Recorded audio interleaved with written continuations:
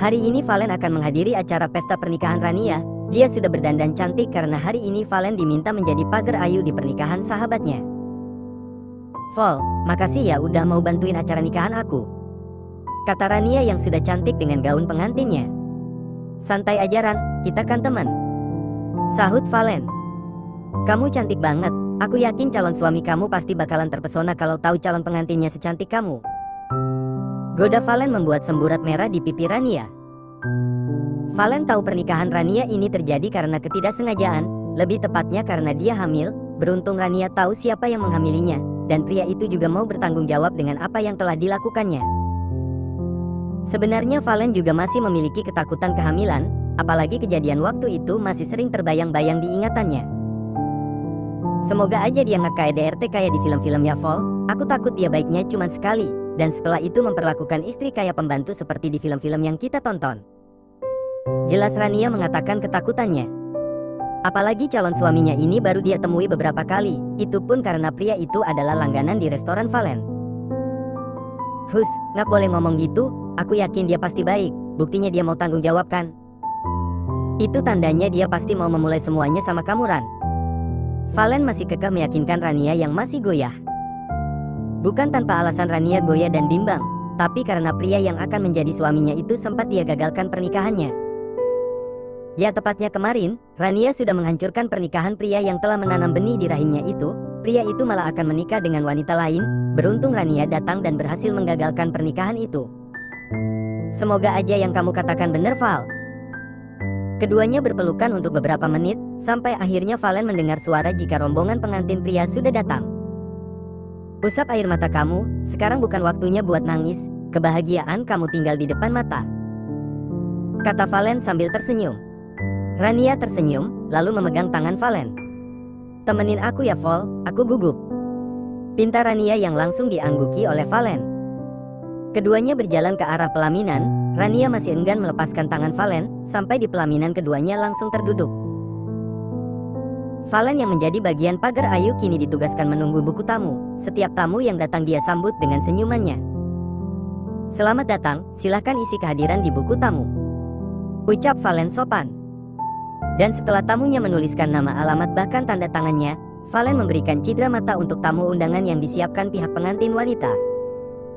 Teh Valen kalau capek biar Rina aja, Teh Valen makan dulu aja Gih, titah Rina adiknya Rania yang masih duduk di bangku SMA itu. Kamu aja duluan, aku nanti, sahut Valen. Rina mah udah makan dari tadi teh, sok atuh teteh makan dulu, nanti si mama ngambek ke Rina kalau Teh Valen belum makan mah, kata Rina lagi dengan logat Indonesia Sundanya. Keluarga Rania memang asli Bandung, dan bahasanya pun campuran Sunda dan Indonesia. Tapi meski begitu Valen paham dengan kata-katanya, entah karena terbiasa atau memang dia tidak terlalu pusing dengan bahasa campuran yang digunakan keluarga Rania. Valen tersenyum dan mengangguk. Rina ngak papa emang aku tinggalin makan? Aku makan suka lama loh. Ngak apa atuh teh, sok aja makan. Teteh juga pasti mau foto-foto kan, sok aja teh foto-foto dulu, kasihan Teh Rania pasti mau ditemenin teteh, kata Rina lagi. Ya udah aku pergi makan dulu. Valen berjalan untuk mengambil makanan di tempat penyajian makanan. Saat sedang mengambil makanan tiba-tiba Valen berpas-pasan dengan seseorang, membuat keduanya saling bertatapan beberapa detik. Ceka, dia lagi, gumam Valen. Astaga kenapa di mana-mana harus ada gadis itu, gumam Bastian. Valen sini, teriak Rania. Bas, kemarilah, teriak Lian. Keduanya saling berpandangan lalu saling memberikan tatapan tak sukanya. Saat berjalan keduanya kembali berhenti bersamaan. Ngapain kamu ikut-ikutan? Tanya Valen sinis. Ceka pede sekali kau, aku ingin ke temanku, kata Bastian ketus. Dia temanku, sana jangan dekat-dekat, sinis Valen. Dia temanku, kau yang jauh-jauh sana, Bastian tak kalah sinis menjawab. Keduanya terus berdebat sampai di pelaminan. Lian heran kenapa dengan Bastian yang terus mendumel, biasanya temannya itu yang paling cool dan cuek dengan sekitar. Lo ngak salah makan kan Bas? Tingkah lo kayak bocah sumpah, kata Lian aneh. Berisik lo, aku akan pulang sebentar lagi, berlama-lama di sini membuatku kesal, kata Bastian dingin. Kini tatapan Rania teralihkan pada Valen yang nampak tidak bersahabat wajahnya. "Vol, kamu ngak apa kan?" tanya Rania sadar dengan wajah jutek yang ditampilkan Valen. "Ngak apa, cuman lagi bete aja ketemu cowok gila penjahat kelamin." Valen sengaja menaikkan satu oktav nada suaranya agar Bastian mendengarnya. Dan benar saja ucapan Valen itu membuat Bastian kesal karena secara tidak langsung Valen telah menyindirnya. "Vol, foto dulu, jangan dulu pergi," kata Rania. Mau tidak mau Valen harus mengikuti sesi foto, dan sialnya lagi dia bagian berfoto bersama Bastian, pria yang saat ini sangat dibencinya. Setelah selesai sesi foto Valen turun dari pelaminan, dia melanjutkan kegiatannya yang tertunda tadi, yaitu makan. Dia mengambil makan mengantri, dan sialnya lagi dia kembali dihadapkan dengan Bastian yang ikut mengantri mengambil makan di belakangnya. "Apa lihat-lihat?" sinis Valen saat mengambil lauk pauk. "Siapa yang lihat, GR banget dasar tukang kebun," sinis Bastian sambil melirik piring Valen yang penuh dengan berbagai macam hidangan. "Daripada kamu ngambil makan kayak anak perawan, so dikit padahal nggak kenyang." Valen tak mau kalah, dia kembali melayangkan kata-kata mautnya. "Dasar miskin." Kali ini ucapan Bastian tidak terkontrol. Valen yang sedang mengambil kerupuk kesal, dia meremas kerupuk itu di tangannya lalu melemparkannya ke arah Bastian. "Rasakan itu," kata Valen sambil tersenyum miring, lalu berjalan mencari tempat duduk untuknya. Valen makan dengan hikmat tanpa gangguan, tapi baru beberapa detik Valen melupakan minumnya, dia mengambil air kemasan yang sudah disediakan. Tapi selang beberapa detik saat Valen kembali ke tempat duduknya lagi, dia malah kehilangan piring berisi makanan miliknya. "Tadi di sini, kok sekarang nggak ada?" gumam Valen aneh. Tatapan Valen mengarah ke arah sosok yang duduk tak jauh di seberangnya. Valen yakin Bastian adalah orang iseng di balik hilangnya makanannya. "Dasar bule gadungan, bener-bener mau dikebiri nih orang," kesal Valen sambil berjalan mendekat ke arah Bastian. Bastian yang melihat Valen tersenyum, dan saat Valen tinggal 2 langkah lagi ke arahnya, Bastian langsung menginjak air minum kemasan yang ada di bawah kakinya. Yang membuat air itu membasahi rok bagian bawah Valen, karena terciprat air yang dipijak Bastian. "Rasakan itu, jangan bermain-main dengan Bastian, kau akan tahu siapa aku kalau kau sudah masuk ke dalam daftar hitam orang yang aku benci, dan setelah itu abislah hidupmu, Nona Valen." "Ih takut, tolong. Aku takut." Valen malah menganggap ucapan Bastian sebagai lelucon, dan dia tidak takut dengan lelucon itu.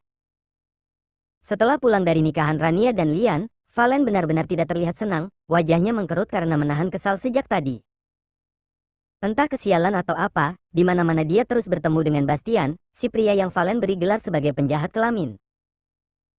Valen heran kenapa dari banyaknya laki-laki Lian harus memiliki teman seperti Bastian, dan kenapa juga Valen harus kembali bertemu lagi dengan pria menyebalkan itu. "Aku benci dia, benci," teriak Valen sambil mengereng kesal. Kenapa sih dunia sempit banget? Kenapa juga Rania harus nikah sama temannya si bulu kutu kupret? Ngak ada cowok lain apa? Kenapa sih harus teman si kutu kupret itu? Gerutu Valen sambil melemparkan tasnya ke sembarang arah. Valen merebahkan tubuhnya di tempat tidur, rasanya sangat lelah, apalagi mengingat kejadian tadi siang di pernikahan Rania, di mana Bastian membuat Valen jengah dengan tingkah konyolnya. Dimulai makanan Valen disembunyikan, rok kebaya Valen basah karena kecipratan air kemasan yang diinjak Bastian, benar-benar pria konyol yang menyebalkan. "Semoga ini pertemuan terakhirku, kalau sampai aku ketemu lagi sama si kutu kupret itu lagi aku nggak akan bisa nahan buat kembali nendang penjahat kelamin itu," gumam Valen sambil menguap. Dia baru pulang setelah acara pernikahan Rania selesai. Sebenarnya Rania menyuruh Valen untuk menginap di rumah kontrakannya karena keluarganya lainnya menginap di hotel terdekat. Ya meski Rania dari kampung tapi keluarganya bukan berasal dari keluarga sederhana, keluarga Rania di kampung cukup bisa disebut berada, bahkan paman bibinya memiliki mobil masing-masing. Rasa kantuk mulai menerpanya, Valen yang mengantuk memilih tidur dan tak butuh waktu lama juga Valen langsung lelap ke dalam mimpi indahnya. Jika Valen sekarang sudah masuk ke dalam mimpi indahnya, maka lain halnya dengan Bastian yang sedang dalam perjalanan pulang. "Anton, kenapa kau tidak mengatakan jika istri Lian memiliki sahabat yang menyebalkan?" Dengkus Bastian menampakkan wajah dinginnya. "Maksud Anda apa tuan? Saya tidak mengerti." Anton mengangkat sebelah alisnya ke atas, dia tidak paham. "Jangan pura-pura tidak tahu, aku tahu kau tahu jika Rania istri Lian memiliki teman yang bernama Valen."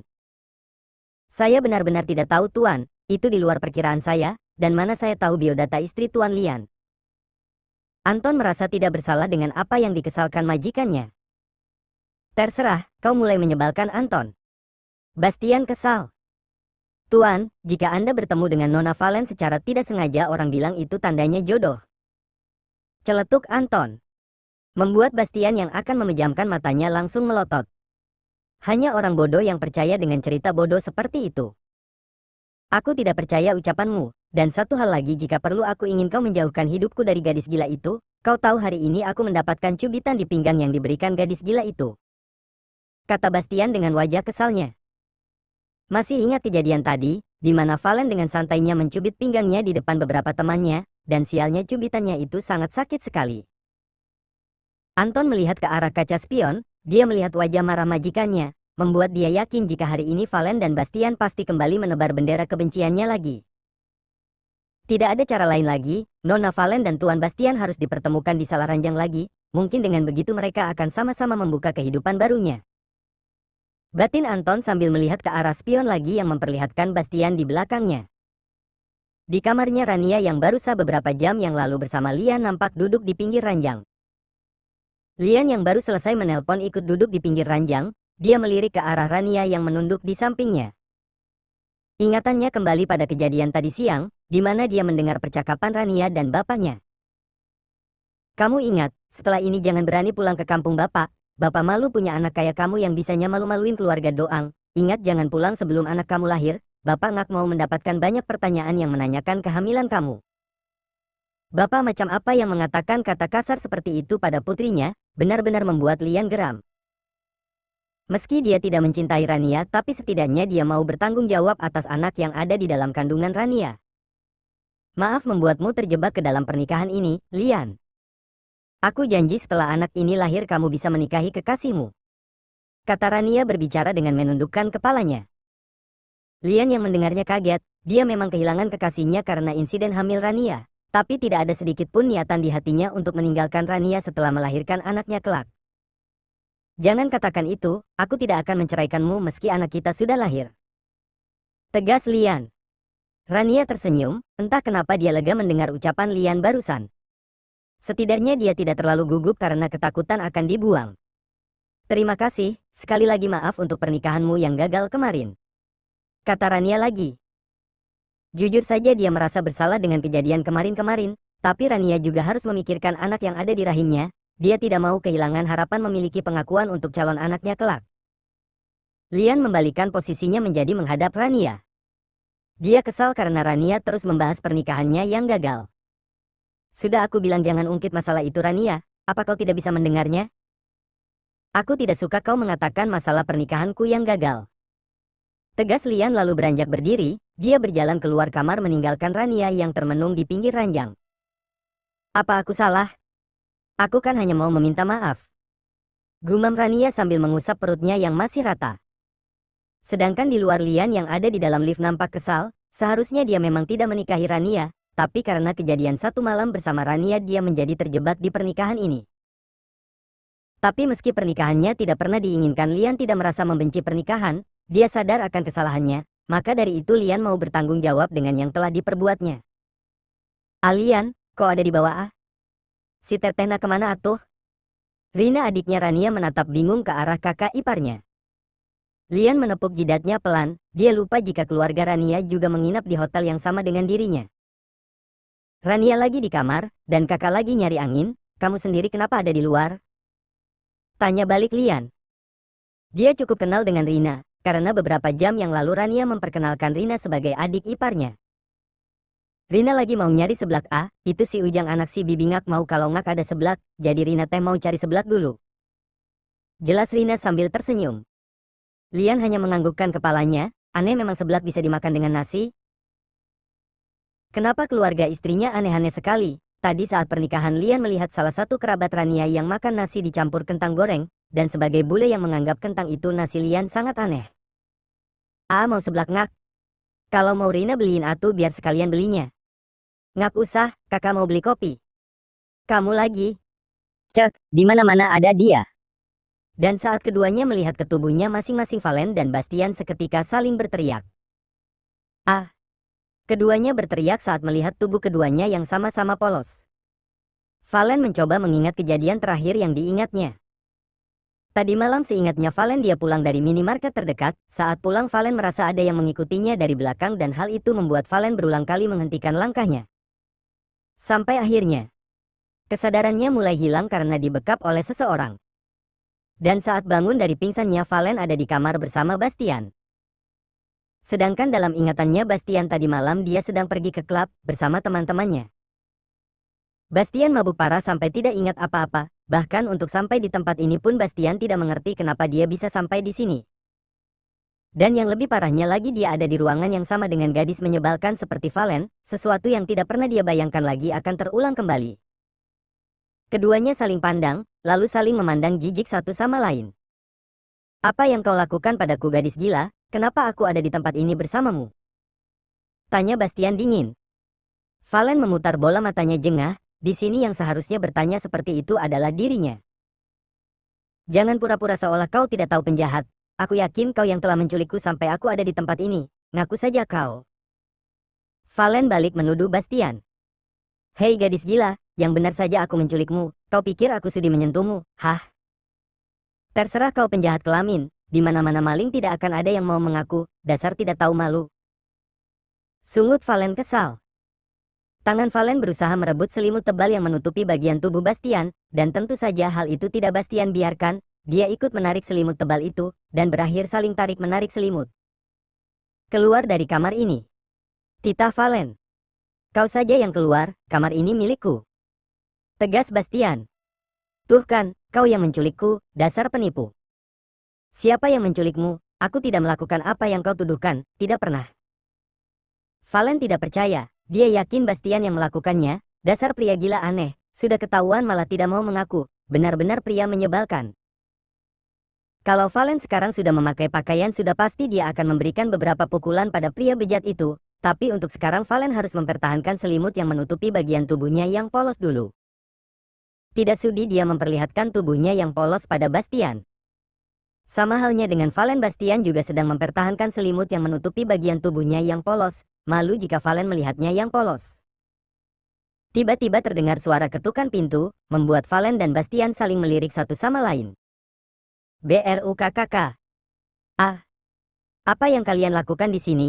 Kalian telah berbuat zina di tempat ini," kata seorang pria yang tiba-tiba datang.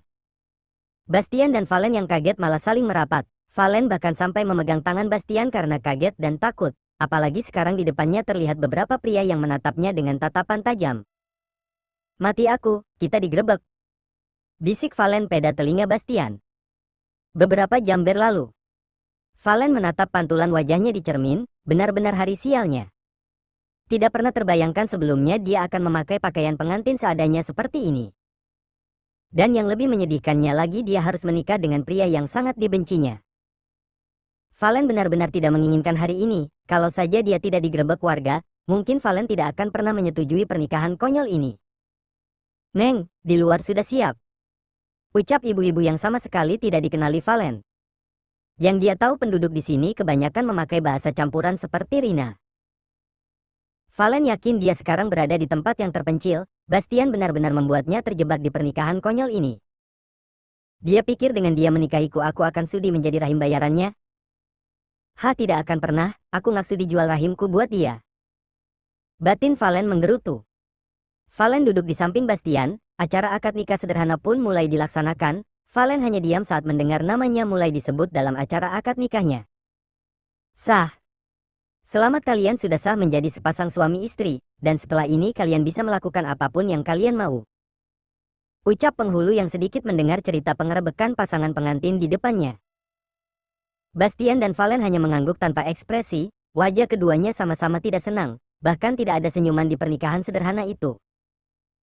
Hanya Anton sang biang keroklah yang senang dengan rencananya yang berhasil, semua ini memang sudah direncanakan oleh Anton sebelumnya. Meski caranya tidak masuk akal dan bisa dikatakan memaksa, tapi Anton berhasil melaksanakan tugasnya, setidaknya setelah ini dia bisa menyerahkan kehidupan Bastian pada Valen. Janjinya untuk merubah sikap Bastian pada Tuan Besar sudah terpenuhi. Kini tinggal menunggu Bastian dan Valen yang akan membawa kemana arah pernikahannya. "Tugas saya sudah selesai Tuan, Semoga setelah ini Anda bisa mempertahankan pernikahan kalian tuan muda. Nona Valen adalah wanita yang tepat untuk mendampingi kehidupan Anda. Batin Anton.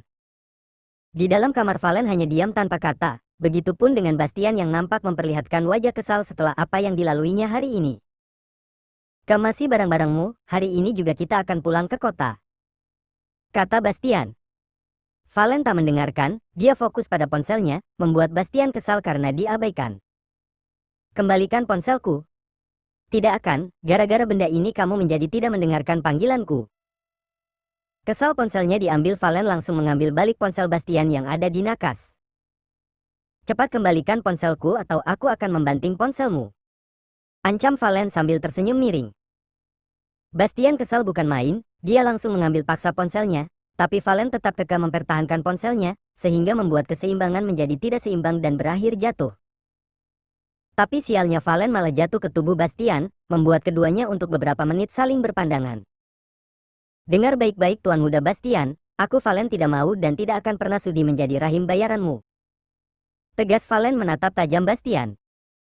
Siapa juga yang menginginkanmu untuk menjadi rahim bayaranku? Dengar baik-baik Nona Valen, aku juga tidak sudi membeli rahimmu. Calon anakku akan terlahir dari seorang wanita yang berkelas dan tentunya itu bukan dirimu, ucap Bastian tak kalah tegas dari ucapan Valen.